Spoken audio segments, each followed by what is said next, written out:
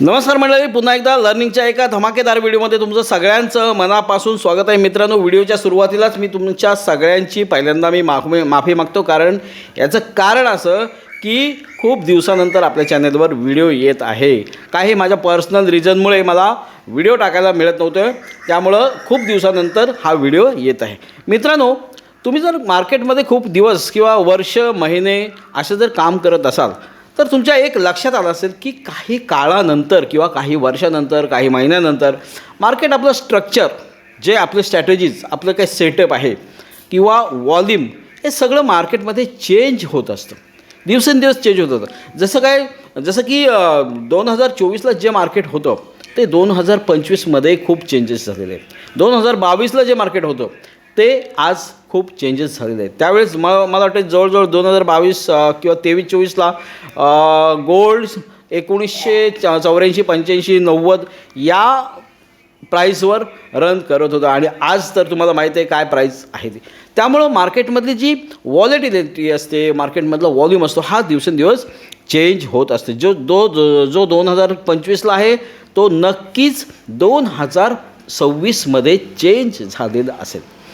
आता 2026मध्ये जे काही चेंज होणार आहेत, फ्युचरचा अभ्यास करून मित्रांनो, काही मी असे मुद्दे, काही पॉईंट्स काढलेले आहेत की मार्केटला एकदम आपल्याला सिम्पल कशा प्रकारे करता येईल किंवा मार्केटचं ॲनालिसिस. आपल्याला काय महत्त्वाचं असतं, मार्केटमध्ये ट्रेड घेणं हे महत्त्वाचं. मग ट्रेड घेण्यासाठी जे काही ॲनालिसिस करायचं असतं ते मार्केटने बदलत्या काळानुसार जे काही स्ट्रक्चर, सेटअप जे चेंज केलेले असतात त्या सगळ्याचा विचार करून, काही सोपे असे मुद्द्यांचा विचार करून आपल्याला मार्केटला एकदम सोप्यात सोपं कसं ॲनालिसिस करता येईल हे मुद्दे मी आजच्या व्हिडिओमध्ये तुमच्यासोबत सांगणार आहे. आणि हे गोल्डन मुद्दे आहेत.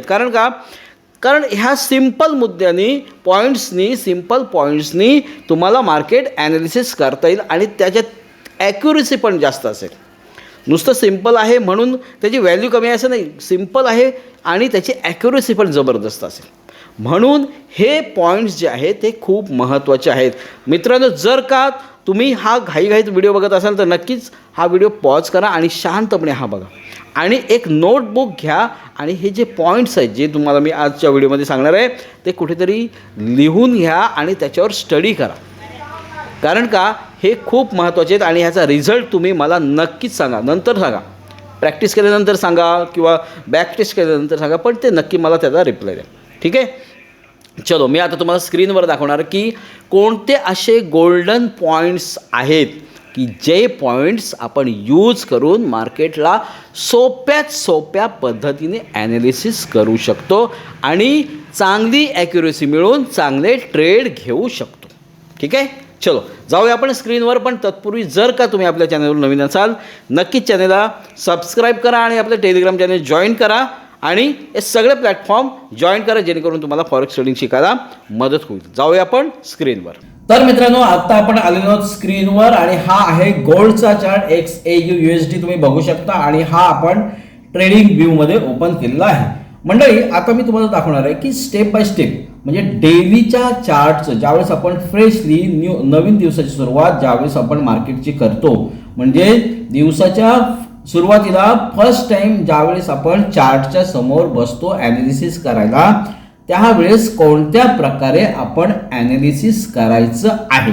कारण का जर का आपल्याला दिवसाच्या सुरुवातीला जर ॲनालिसिस करता आलं नाही, ॲनालिसिस चुकलं, तर आपलं ट्रेडचं प्लॅन रॉंग होईल, म्हणजे ट्रेडचं प्लॅन चुकीचं होईल आणि त्याच्यातून आपला एसएल जाण्याची शक्यता आहे. ओके, हे मी तुम्हाला स्टेप बाय स्टेप सुरुवातीला समजावून सांगणार आहे. पण मित्रांनो, व्हिडिओ चालू करण्याच्या अगोदर छोटंसं डिस्क्लेमर आहे की ह्या व्हिडिओमध्ये आपण कुठल्याही प्रकारचं तुम्हाला सजेशन देत नाही, बाय किंवा सेलचं किंवा ट्रेडिंग करण्याचं किंवा अशा प्रकारचं कुठलंही सजेशन देत नाही. ज्यांनी स्वतःचं ॲनालिसिस करायचं आहे त्यानुसार ट्रेडिंग करायचं आहे, कारण ह्याच्यामध्ये लॉस पण तेवढंच होतो आणि प्रॉफिट पण तेवढंच होतो. ओके, चलो ठीक आहे. आता बघूया आपण दिवसाच्या सुरुवातीचं कशा प्रकारे ॲनालिसिस करायचं आहे.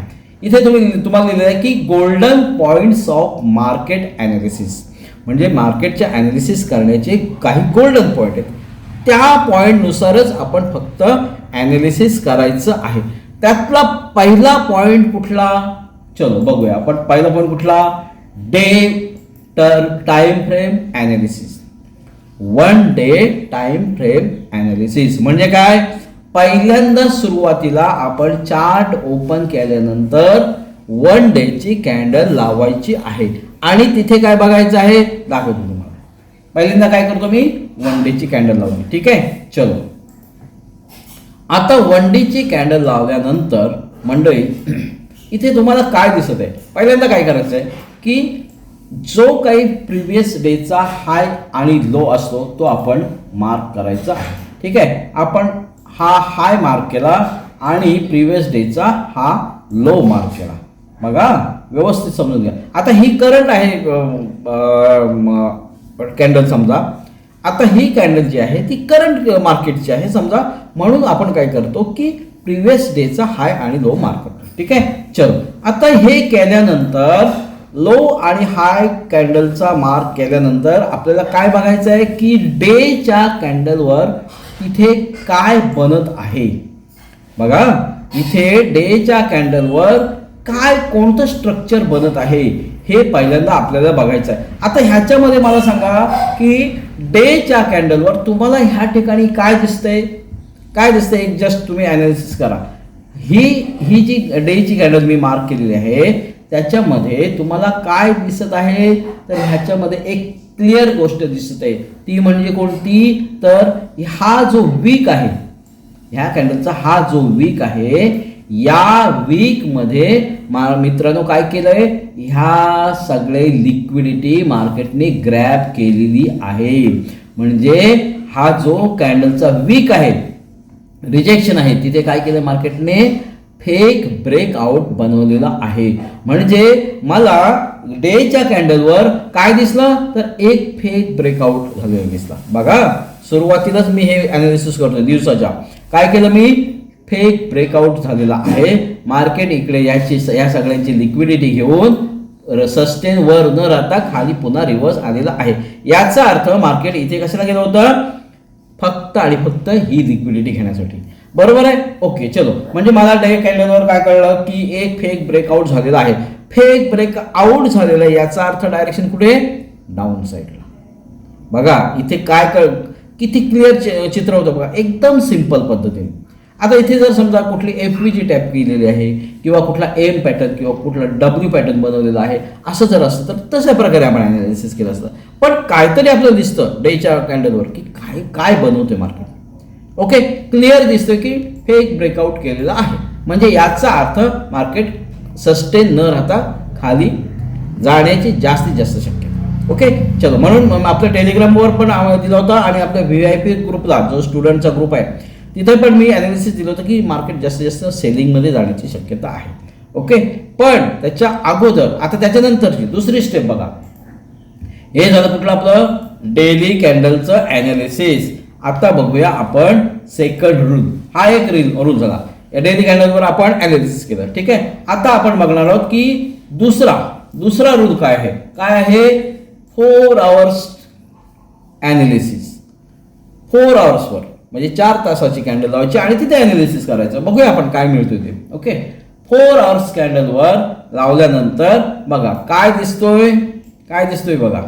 मार्केटने काय केलंय, हा जो वीक आहे तिथून जर आपण एक फिबोनाची लावली खालपर्यंत, ओके इथून जर आपण फिबोनाची लावली इथपर्यंत, तर मला काय दिसतोय, मार्केट बरोबर 618 आणि 786च्या लेवलवरून रिजेक्ट झालेलं दिसतोय. बघा 4 आवर्सवर काय दिसतंय बघा, मार्केटने 618 आणि 786 लेवलवरून एक रिजेक्शन आलेलं आहे. म्हणजे कुठून, लेवलवरून. बघा काय दिलंय, डे टाइम फ्रेमवरचं ॲनालिसिस झालं, दुसरं 4 आवर्स ॲनालिसिस झालं, तिसरं बघा काय आहे, लेवल फाइंड करणे. म्हणजे काय, म्हणजे पहिलं आपण काय केलं, 1 डेवर, मी पुन्हा रिपीट करतो, 1 डेवर ॲनालिसिस केलं, 1 डेवर आपल्याला फेक ब्रेकआउट दिला. त्याच्यानंतर 4 आवर्सवर काय समजलं की ही करंटची 4 आवर्सची कॅन्डल आहे ती काय होते, रिजेक्शन होतंय. आता आपण येऊया 1 मिनिट कॅन्डलवर. म्हणजे काय मिळेल आपल्याला आता बघा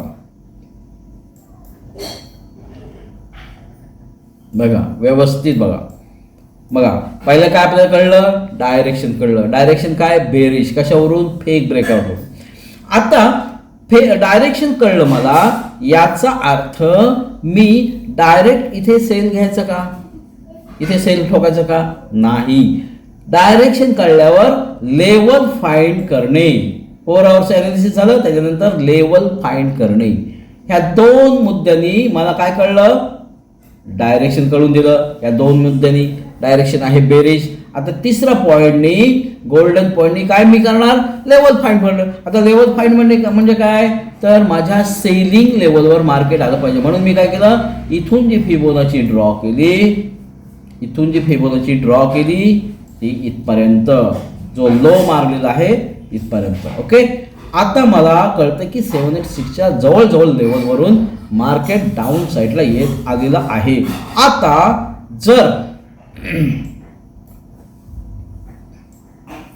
जर का इथून मार्केटनं रिजेक्शन दिलेलं आहे, ओके, इथून 786 वरून रिजेक्शन दिलेलं आहे, मार्केटने स्ट्रक्चर सुद्धा चेंज केलेलं आहे. काय केलं मार्केटने, बघा स्ट्रक्चर चेंज केलेलं आहे. कुठे, पहिल्यांदा काय केलं, मार्केट सेलिंग लेवल येऊन दिलं.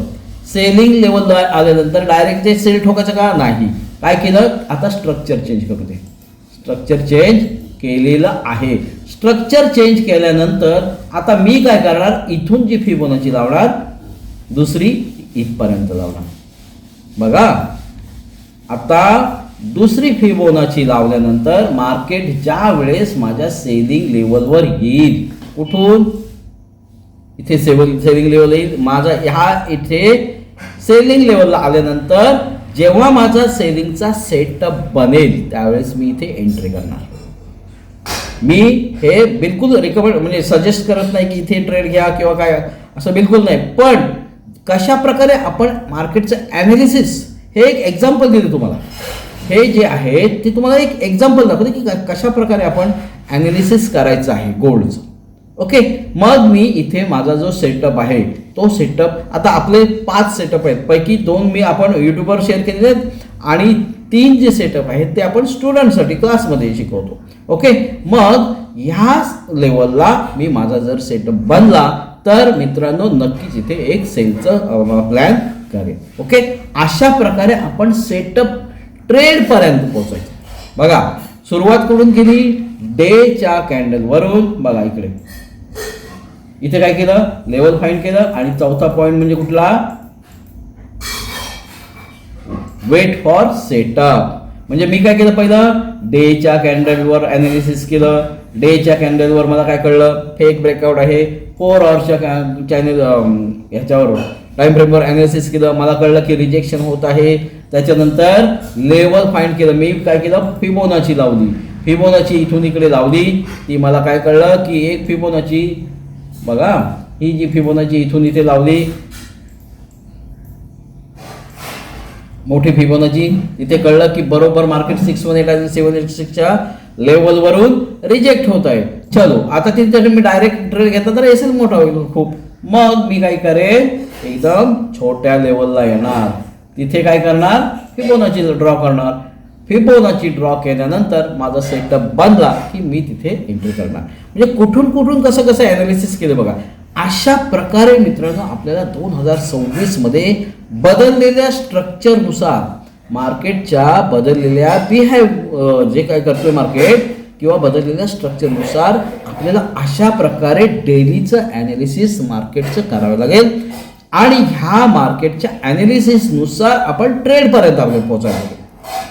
एवढी सिंपल आणि सोपी पद्धत आहे. फक्त तुम्ही ही फॉलो करा, ह्याची प्रॅक्टिस करा मित्रांनो. आणि नक्कीच ह्याच्यामध्ये जर काही तुम्हाला प्रॉब्लेम असेल किंवा काही समजलं नसेल तर मला नक्कीच कमेंट करून विचारा आणि तुम्ही ह्याची बॅक टेस्ट करा किंवा प्रॅक्टिस करा. कारण का जे काय मार्केटचं असं सध्या स्ट्रक्चर बनवते, जे काय व्हॉलेटिलिटी आहे, व्हॉल्यूम आहे किंवा स्ट्रक्चर बनवते, त्या ट्रेंडनुसार आपल्याला अशा प्रकारचं ॲनालिसिस इझी, ह्याच्यामध्ये कुठल्याही प्रकारचं क्रिटिकलपणा करून ठेवू नका. जेवढं तुम्ही क्रिटिकल ॲनालिसिस कराल ना तेवढं तुमचं माइंडमध्ये क्रिटिकल होईल. जेवढं तुम्ही सोपं मार्केटला ठेवाल त्यावेळी तेवढं तुम्हाला सोपे ट्रेड मिळतील. कॉन्फिडन्स व्यवस्थित अगदी. आता बघा इथे सेटअप बनवण्याचं माग कारण काय, ह्या सगळ्यांना मार्केट काढणार. ही जी लिक्विडिटी बनवलेली आहे त्यांना काढत काढत काढत इकडे जाणार आणि इथे तुमचा सेटअप जर बांधला तर इथे तुम्ही नक्कीच ट्रेड प्लॅन करू शकता. म्हणजे याच्यानुसार याच्या मागे लॉजिक आहे. हे नुसतंच लेवलवर आलं किंवा हे असं नाही, याच्या मागे लॉजिक आहे. जे काय आपले स्टुडंट आहेत सगळ्यांना माहिती आहे त्यांना, ते आपण क्लासमध्ये हे सगळं शेअर केलेलं आहे. तर मित्रांनो अशा प्रकारे तुम्हाला मार्केटचं ॲनालिसिस करायला लागेल नवीन बदललेल्या स्ट्रक्चरनुसार. म्हणजेच 2026 मध्ये जर तुम्हाला मार्केटमध्ये सक्सेस मिळवायचा असेल नक्कीच ही सोपी पद्धत मित्रांनो तुम्हाला अवलंबून घ्यायला लागेल, तरच तुम्हाला मार्केटमध्ये टिकता येईल. ठीक आहे. चलो, आता हा व्हिडिओ जर तुम्हाला या व्हिडिओमधून जर काय तुम्हाला शिकायला मिळालं असेल तर नक्कीच या व्हिडिओला लाईक करा मित्रांनो, आणि आपलं चॅनल मात्र सबस्क्राईब करायला विसरू नका. टेलिग्राम चॅनल जॉईन करा. ओके, भेटूया आपण नवीन व्हिडिओमध्ये नवीन लॉजिकसह, असेच छान छान माहितीसह, नवीन लॉजिकसह. तोपर्यंत धन्यवाद.